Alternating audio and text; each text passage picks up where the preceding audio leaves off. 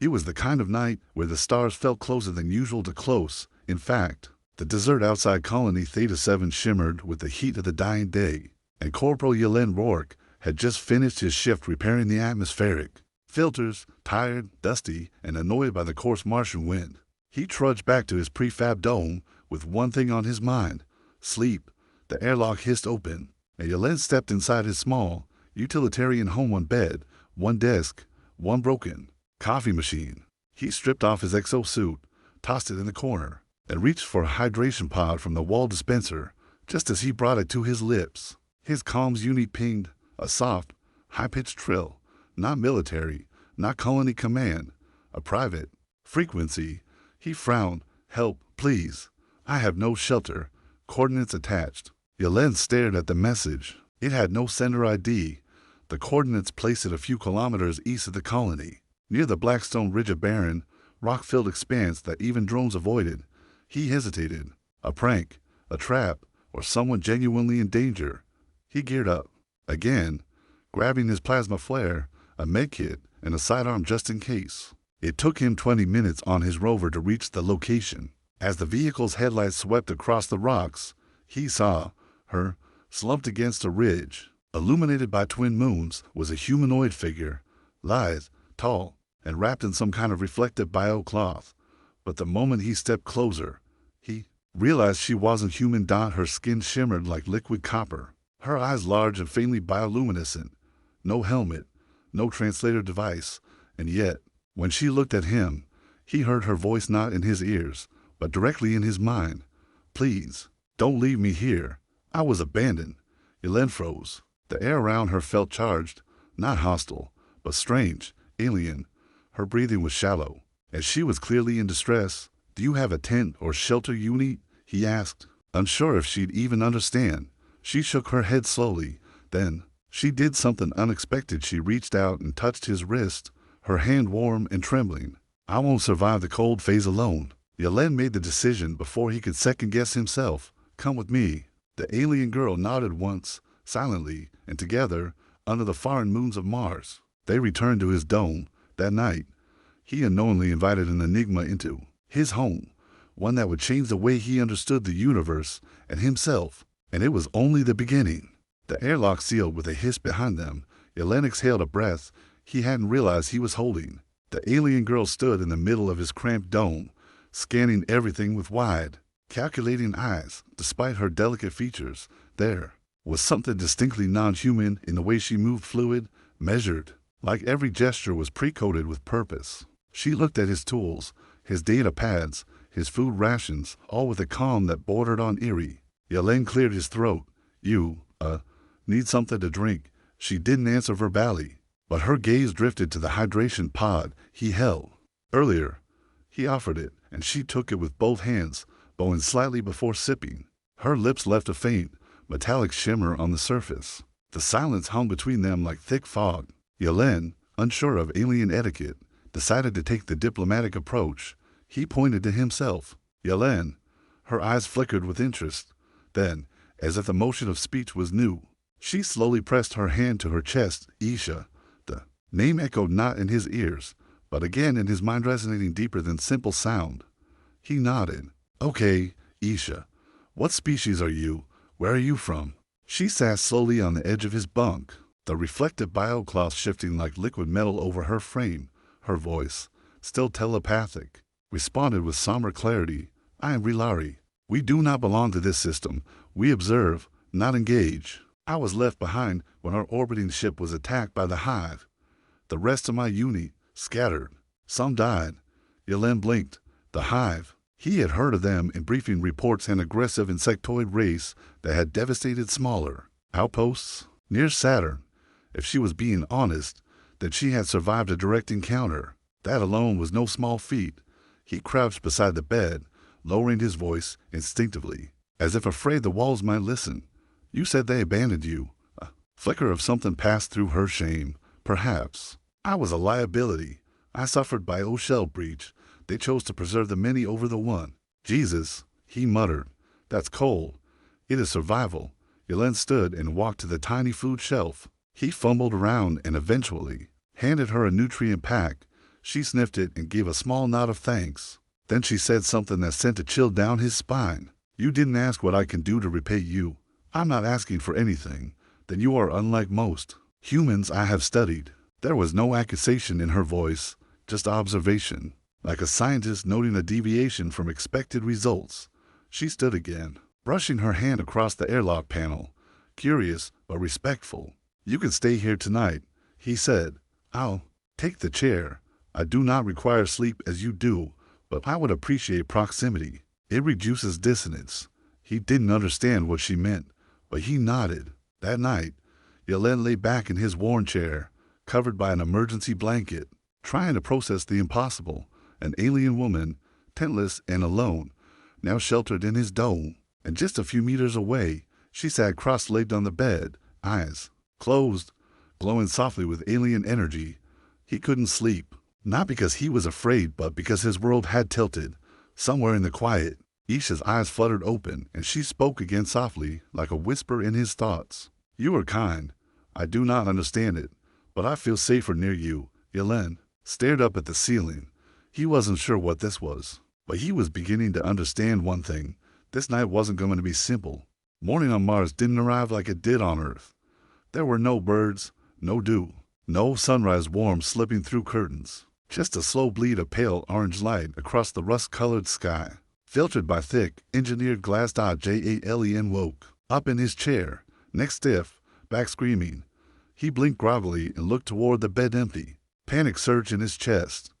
He bolted upright, nearly tripping over his blanket. Aesha? A soft shimmer of light answered from the far corner of the dome. She was hovering, literally levitating just a few inches above the floor. Her eyes were closed, arms folded over her chest, her body wrapped in coils of glowing thread-like filaments that pulsed like neurons. Yelen stumbled back. What if she opened her eyes? The filaments vanished instantly, dissolving into the air like mist. I am sorry. You were sleeping. I did not want to disturb you. What was that? Aesha floated down and stepped onto the floor.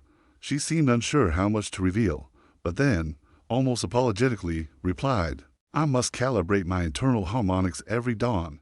It prevents physiological decay on my world. It is done communally, alone. It requires projection. Yelen nodded slowly. That's how you stay alive. In your environment, yes. Without it, I will degrade within days. He sat on the bed, rubbing his eyes. You should have told me. She tilted her head. You offered safety, not understanding. It wasn't said to be cruel, just honest. Jalen looked at her differently now, not just as an alien girl in need, but as something more, an entity with powers and physiology far beyond what he could comprehend. Her body was humanoid, but beneath the skin, something far more advanced was operating. You're not just a refugee, are you? Her silence was answer enough. You're military. Aesha looked down, her copper skin catching the light like metal. I was trained for observational infiltration. I am non-lethal class, no weapons, but my biology is defensive. Defensive how?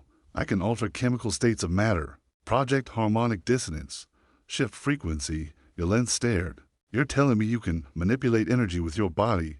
She nodded. Only when needed, and only as long as I remain stable.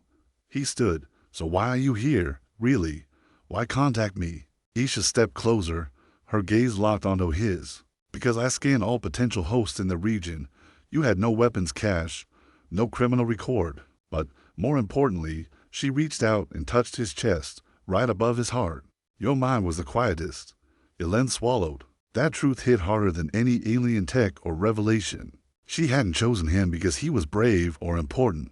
He was simply the least dangerous mind nearby, the quietest. And for some reason, that made her feel safe. Just then, a sharp ping echoed through the dome. Jalen's internal comms lit up. Colony alert, unidentified energy surge detected Sector 3. Sector 3, that was his sector. He looked at Aesha. Her eyes were already glowing faintly. They've detected me, or what I did. You need to leave, he said, standing quickly. If they find you, she didn't flinch. It's too late. They're already coming. Outside, far on the horizon, 3 dust trails rose into the sky. Colony patrol bikes fast, armed. Yelen looked at her. I'm not handing you over. Aesha stepped forward, just inches from him. Then you are choosing a war you don't understand. I've seen enough war, Yelen said, grabbing his sidearm and heading for the supply locker. But I know when someone doesn't deserve to be hunted. He paused, hand resting on the locker. You said you were trained for infiltration. That means you can hide. If I bond? She stepped forward, and for the first time, her voice held something entirely new, a plea. I need to link with the human nervous system, temporarily, to cloak. If you allow it, I can disappear, but you will see me in your mind. He didn't even hesitate. Do it. She stepped close, placed both palms on his temples, and everything went black. Not unconsciousness, not sleep, but a veil, reality twisted, light and sound folded inward. And when it returned, Yelen was alone in the room. The trolls were minutes away, and inside his head was a whisper. We are one, for now. The knock wasn't a knock dot, it was a sonic pulse of heavy, dull vibration that passed through the walls of the dome and rattled Jalen's bones. He stood still, breath held, heart pounding. Outside, dust still clung to the air from the patrol. Bikes, their engines now quiet. Inside his head, Aesha's voice was calm.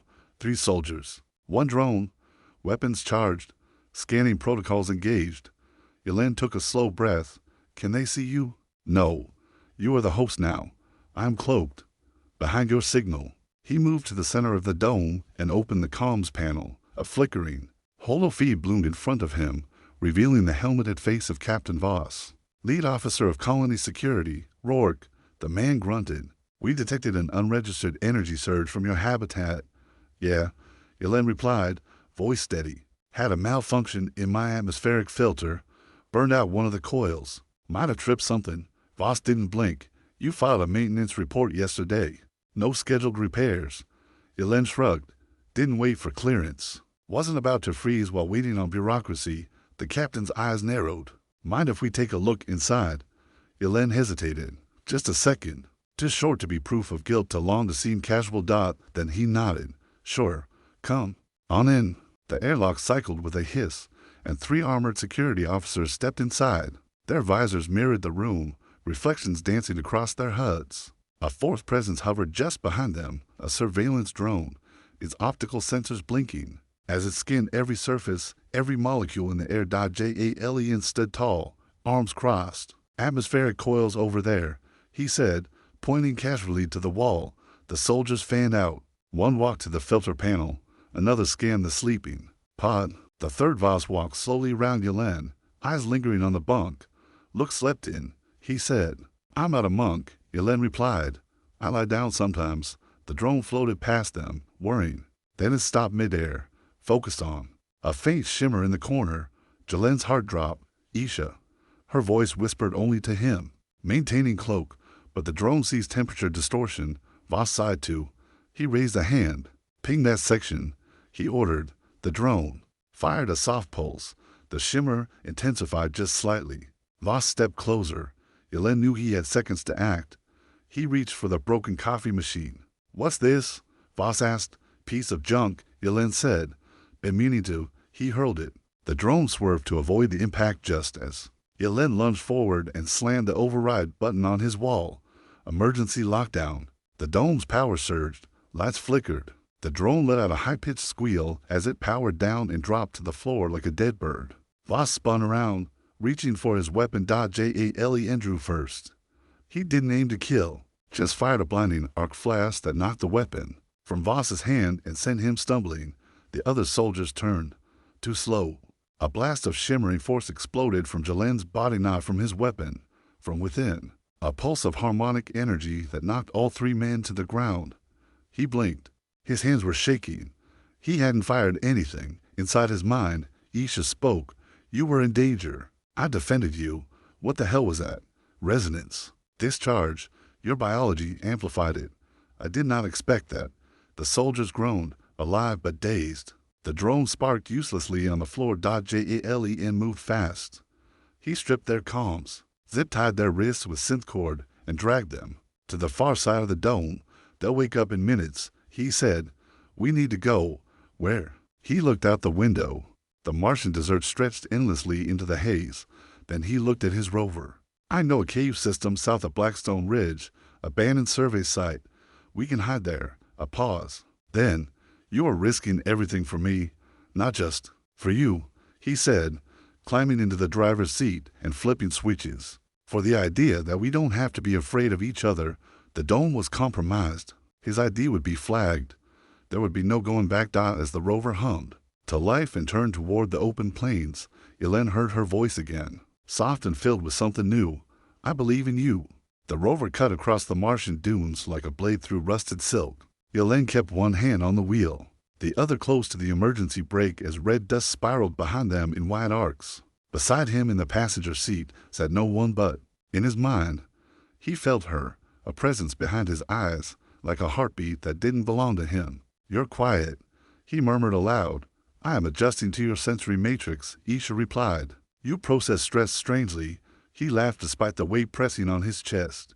Yeah, try being the guy who just knocked out 3 security officers with an alien frequency blast. You handled it well. Let's not make a habit of it. The terrain ahead grew rougher. Black volcanic rock jutted out like broken teeth from the soil.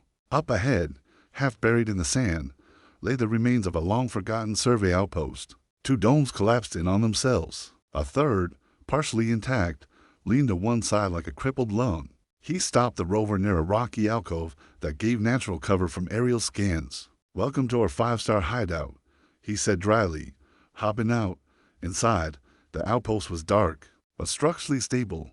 Dust clung to the consoles, and every surface smelled like oxidized iron. Yelen activated an old emergency light panel, flooding the room with soft amber glow. He dropped his gear and sat on the floor. For the first time since the encounter, he let himself exhale fully. Are you hurt? Aesha's voice, concerned, floated gently. I'm fine, he said, eyes closed, just tired. I wasn't built for this kind of drama. Human physiology is remarkably resilient under duress, but your emotions, he raised an eyebrow. What about them? They are loud. There was a flicker of movement, and then suddenly she was there again, not just in his mind. Aesha manifested, like light carving itself out of the air. Her form coalesced, standing before him. It wasn't quite physical, not like before, but real enough. Holographic, energetic. He couldn't tell. She looked down at him, her copper skin glowing gently in the darkened room, her eyes catching the amber light like fireflies in a bottle. You can project yourself now. Temporarily, it draws from your reserves. I will not stay long. Worth it. He stood slowly, their faces now level. I still don't get it. Why me? Of all the people on this colony, why risk reaching out to a human at all? Aesha tilted her head, because if I had died alone, no one would have remembered I existed. Our species fade without imprint. You gave me memory, shelter, shape. Yelen said nothing for a long moment. Then, softly, and what now? You think they'll stop looking for us? No, the patrols will escalate. Hive signals will be intercepted. I estimate we have 12 hours before this place is located. He turned away, pacing. I could leave. You could break the link. Go back to hiding in the rocks. I could, but then you would die. They will assume you are infected. They will quarantine and terminate. Then, we run, he said. We keep going until we find someone who can help or expose. Yelen turned to face her again. Then we make our own help. A silent stretch between them. Not uncomfortable, just filled with 100 thoughts they hadn't yet shared. Finally, she stepped closer. You have given me something my kind forgot. What's that? She leaned in, her forehead touching his. Belief. The room felt warmer. Suddenly, alarms in the rover's onboard system lit up. Incoming atmospheric disruption. A pressure shift. Jalen rushed to the monitor. Dropship. He whispered. They're sending something big. Aesha's glow dimmed slightly. That we must sever the bond. You cannot carry me and fight them. No. He clenched his jaw. If I lose you, I lose my only advantage. You will lose more than that. He turned toward her. You're not just a passenger anymore, Aesha. You're the only reason I'm still alive, and I'm not letting go of that. Outside, a distant thunder rolled. The enemy was coming, but now, Yelen wasn't just a man with a gun and a rover. He was a man with something inside him, something ancient, powerful, and beautifully alien. He was no longer alone. The sky was broken. Yelen stepped outside the outpost shelter and stared upward, squinting against the rising Martian wind. Through the hazy swirl of red dust, He could just make out the angular shape of a descending vessel, black, serrated, like a talon cutting through the atmosphere. It wasn't a colony dropship. It was worse. Hive architecture. The design was unmistakable, asymmetrical, insectoid, organic yet mechanized. The whole pulsed with faint green light, and underneath its shadow, the desert began to groan. The temperature dropped. The static in the air made his teeth ache inside his mind. Aesha's voice echoed, not calm this time, alarmed. Hive drone class. Vessel, light assault transport. 10 units minimum. Psychic net probable. Yelen gripped the edge of the rover for balance. Psychic net. They will not need to see us. They will feel us. Our bond has made us louder. He bit down hard, so staying hidden is off the table. They are not here for a skirmish. They are here to retrieve what I know. You, or your kind. What I am. Relari are immune to hive assimilation. We are memory locked.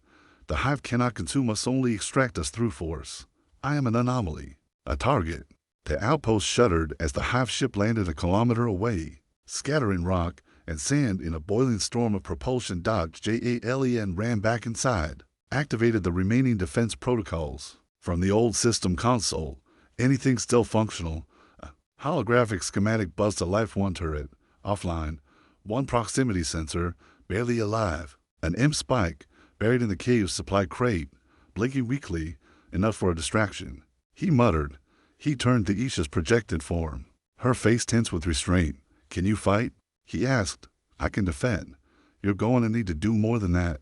A pause, then, there is a way. He waited. Relari resonance can be amplified. If I tether to your neural center, not just sensory, but deeper, I can extend your reach. I can make your thoughts visible. He stared at her. You want to weaponize my mind. Only the emotional spectrum. The hive feeds on fear, but if we flood them with chaos, with contradiction, they lose cohesion. It's dangerous. I've already gone too far to back out. Do it. She approached him slowly. This time, her form almost fully material, her hand pressed against his chest, then his forehead. His breath hitched. It was like fire, crawling through his veins.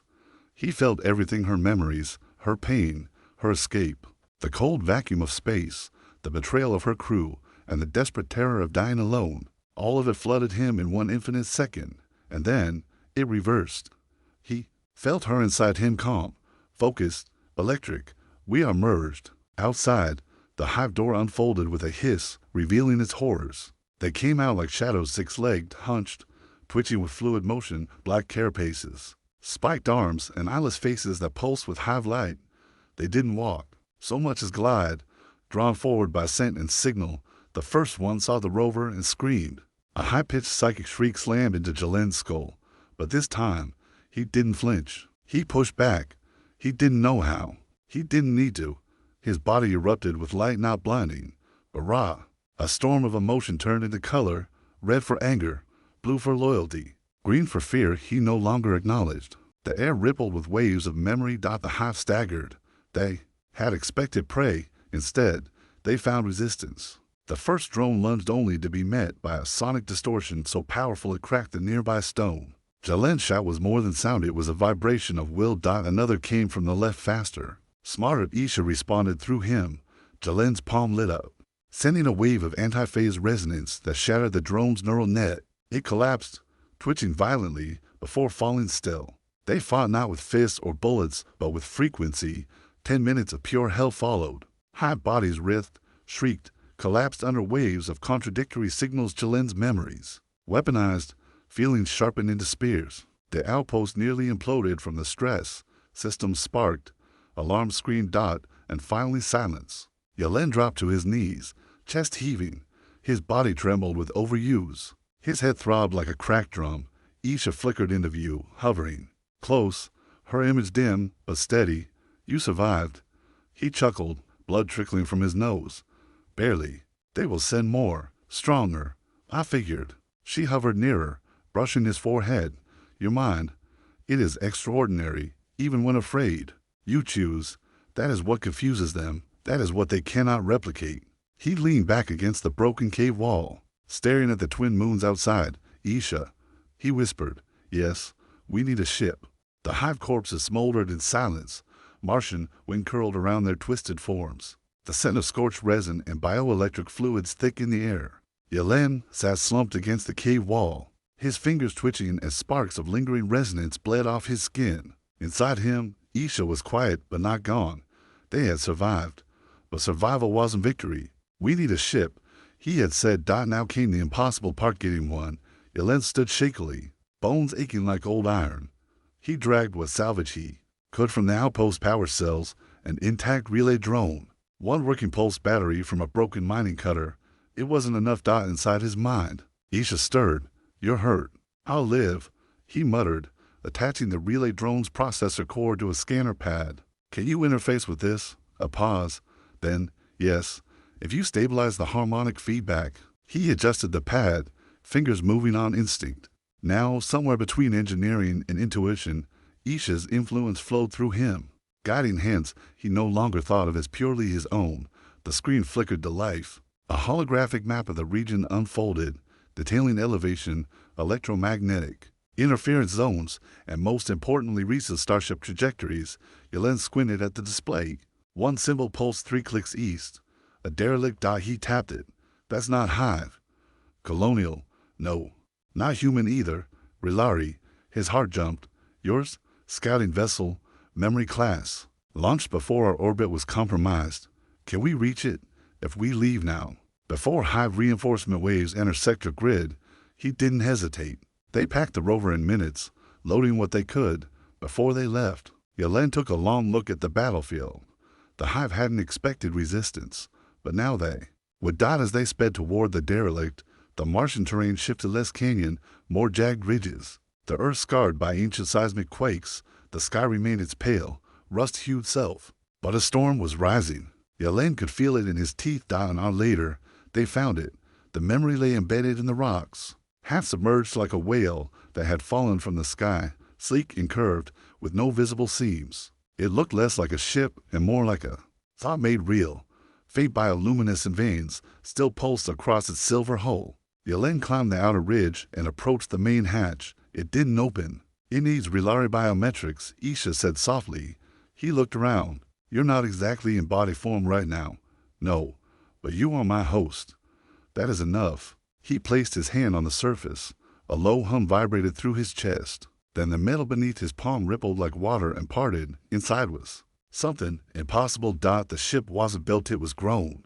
Organic arches curved through the interior, with veins of light running along every surface. It smelled faintly of ozone and rain. Every wall seemed to breathe. "It's alive," Yelen whispered. "In a sense, it stores memory in non-linear time. That's how we navigate, not through coordinates but feeling." He turned toward the control chamber. The central interface stood like an altar, surrounded by glyphs that flickered with sentient light. "Can you fly this?" "Only with you. I require your cognitive imprint to stabilize the link." "This ship was never meant for one." Yelen stepped forward.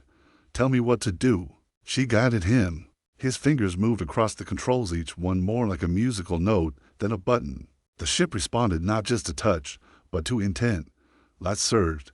Systems came online. The floor vibrated with readiness. Then, for the first time, he saw her fully. Aesha's form reappeared, not a projection this time, but real. Grown from the ship's memory core, her body reassembled through resonance and biology. She stepped out from the chamber like a figure from a dream, whole and glowing. Yelen stared. "You're back." She nodded, smiling faintly. "You gave me shape again." The ship's engines pulsed. Below, steady thrum like a heart coming alive. On the horizon, Hive signal spiked for maybe 5 more ships en route. Yelen gripped the control altar. "No more running." "No," Aesha said. "Now we fly." He reached out, linked his consciousness to hers, and the ship moved. Not with thrust, with thought. It lifted like a dream from the canyon floor, spiraling into the sky as Martian dust swirled in its wake. From above, the world looked small. And behind them, the Hive screamed in frustration too late. The Martian surface fell away like a memory. As the memory climbed into the thin upper layers of atmosphere, Yelen felt the shift in his bones, gravity relenting, the sound of wind disappearing, and the vast silence of space opening its arms. The ship responded not like a machine, but like a companion, flowing with their shared thoughts. Aesha stood beside him, fully formed, now no longer a projection of energy, but flesh, light, and something in between. Her presence in the ship was palpable. She belonged here. Every step she took, the walls responded. Every command she gave, the memory obeyed without hesitation. We're breaking into orbital range, she said, fingers sweeping over glyphs that rippled like liquid symbols. Hold your thoughts steady. The ship follows your mind. Stray impulses can confuse the navigation lattice. Right, Yelen said, doing his best to clear his thoughts. No easy feat, considering he was flying through space in a sentient alien ship with a woman who had literally been inside his head. They broke into orbit with barely a tremor.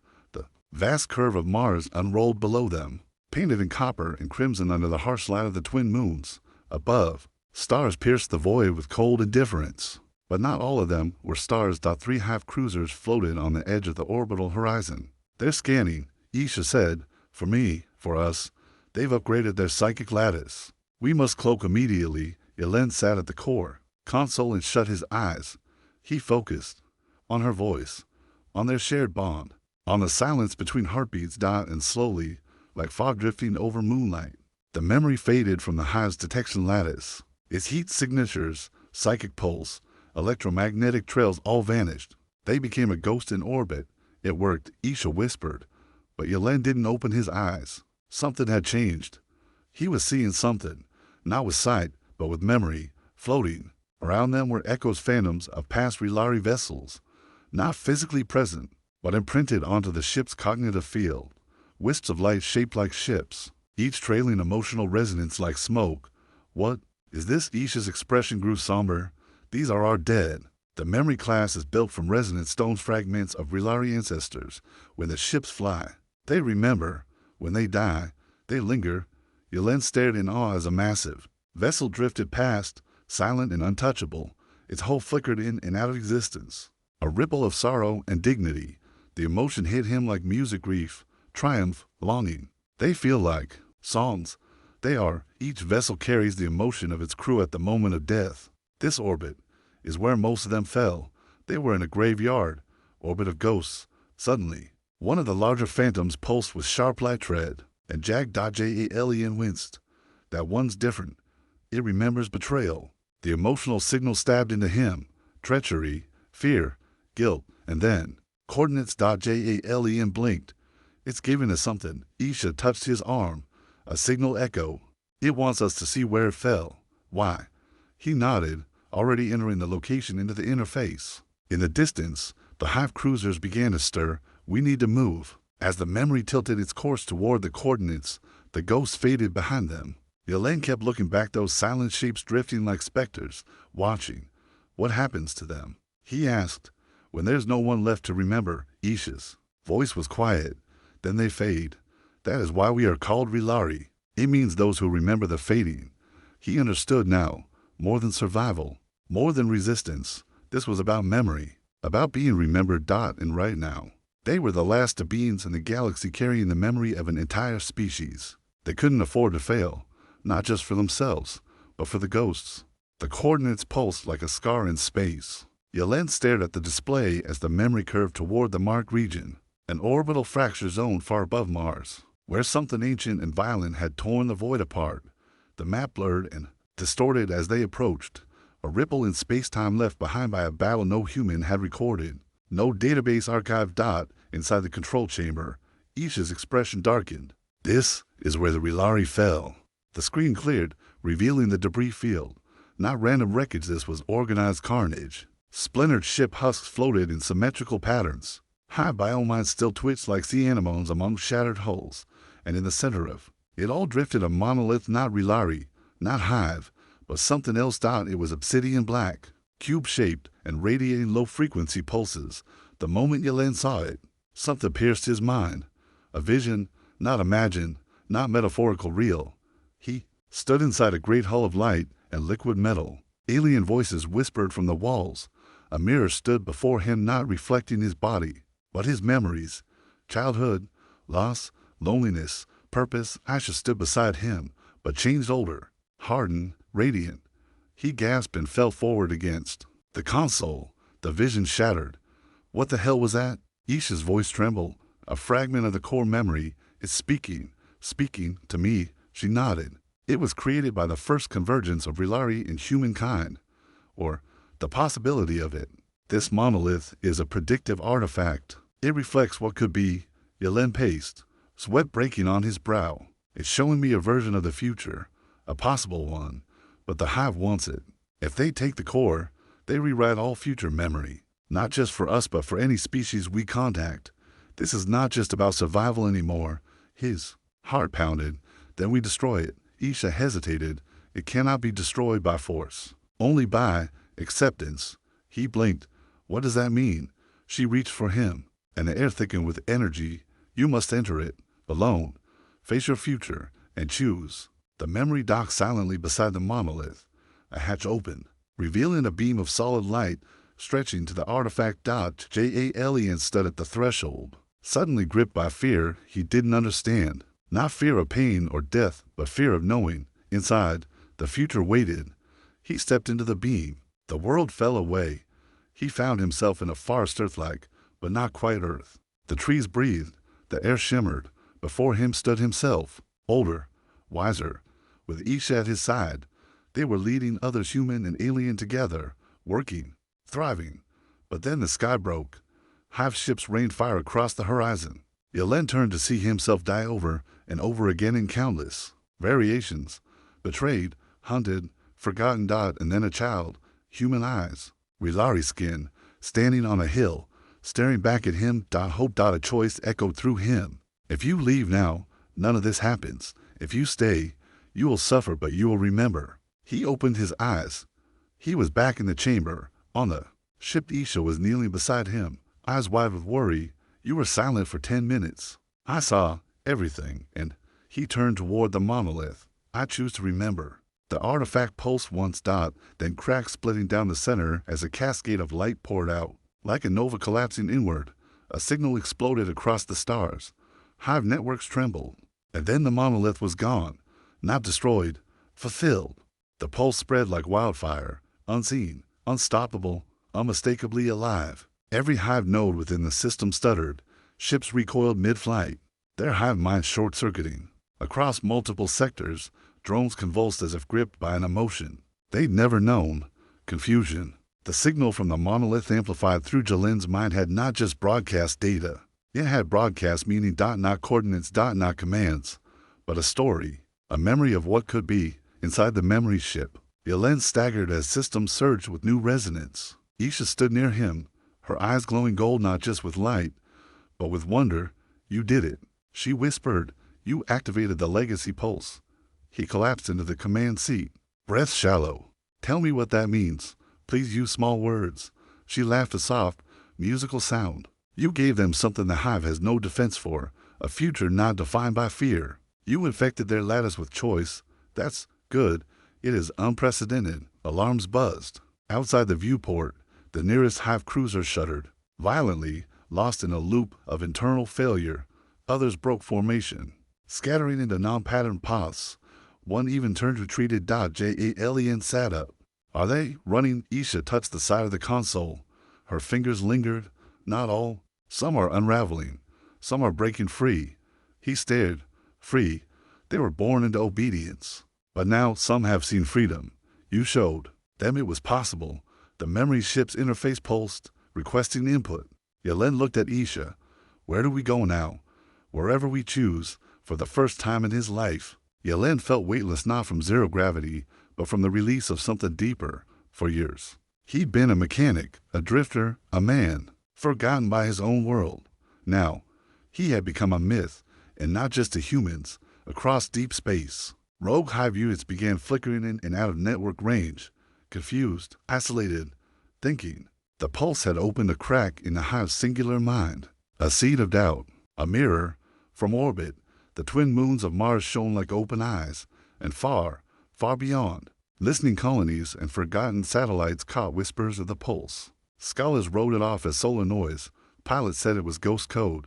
But on the edge of known space, refugee beacons began blinking in unison, a new signal, not one of distress, but of awakening. Inside the memory, Yelen stood beside Aesha at the helm. She reached out not just through flesh, but through memory itself. Their hands touched, and a million silent echoes of war, of fear, of loneliness faded. What remained was hope. What now? He asked again, quieter this time.